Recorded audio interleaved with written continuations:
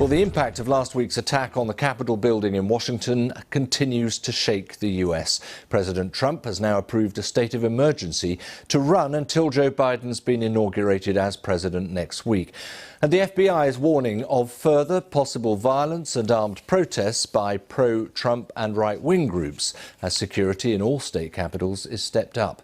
The Democratic Party is also pursuing its twin-track efforts to punish Mr. Trump, either through his removal from office by the Vice President Mike Pence or by seeking to impeach him. Our North America correspondent Peter Bowes has this. Washington, 8 days before Joe Biden is due to be sworn in as the next president. Unprecedented security around the Capitol building where the National Guard is on patrol. From tomorrow, parts of the city will be under lockdown, and President Trump has approved a state of emergency lasting until the end of next week. Inside the Capitol, more political high drama. The Democrats don't want to wait to see the back of Mr. Trump. They want him out now. Resolution calling on Vice President Michael R. Pence to... It's a long shot, but they're hoping the Vice President and a majority of the cabinet will agree to invoke the 25th Amendment, declaring Mr. Trump unfit to continue in office. He will be removed immediately. If that doesn't happen, the Democrats will move forward with articles of impeachment, accusing the president of incitement of insurrection, that he gravely endangered the security of the United States. Around the country, feelings are running high. You know, if one of us was inciting a riot, we would get thrown in jail.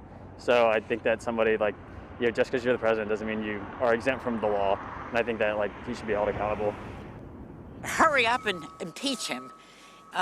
But we're only hoping that he will never run for anything ever again. Except from the police. Yes. So lock him up. While Washington debates the president's immediate future, Mr. Trump is planning to head to Texas to see part of the border wall that he promised to build. In the meantime, there's more backlash against the storming of the Capitol last week. The most famous coach in American football, Bill Belichick, says he won't accept Donald Trump's offer of the Presidential Medal of Freedom. For his part, Joe Biden has been focusing on the coronavirus, receiving his second dose of the vaccine. He was pressed by reporters on whether he was concerned about the open-air inauguration ceremony next week.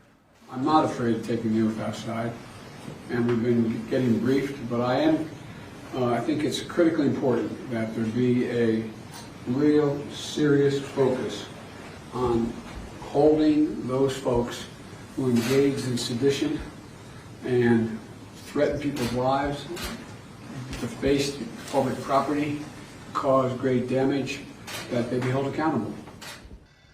The head of the National Guard has said up to 15,000 troops could be deployed in Washington for Mr. Biden's inauguration, while the FBI has warned that armed protests could take place in the capital cities of every state in the country over the next week. Peter Bowes, BBC News, Los Angeles. Well, Max Kuttner is a reporter at the news service Law 360, and he explained what the Democrats are trying to achieve. I think they certainly expect real consequences. Looked at one way, this could be a serious matter. It could be looked at as them saying that a president is accountable for his actions or her actions, whether or not he or she has a week or two left in office. They're still accountable. On the other hand, it is an opportunity, especially for those House Democrats, to issue one parting blow towards Trump, kind of a don't let the door hit you on the way out kind of thing. So they are serious. They're working with warp speed, especially compared to what we saw with impeachment a little bit more than a year ago, with the 25th Amendment measure scheduled for tomorrow night. And if that doesn't go through, impeachment vote scheduled for Wednesday.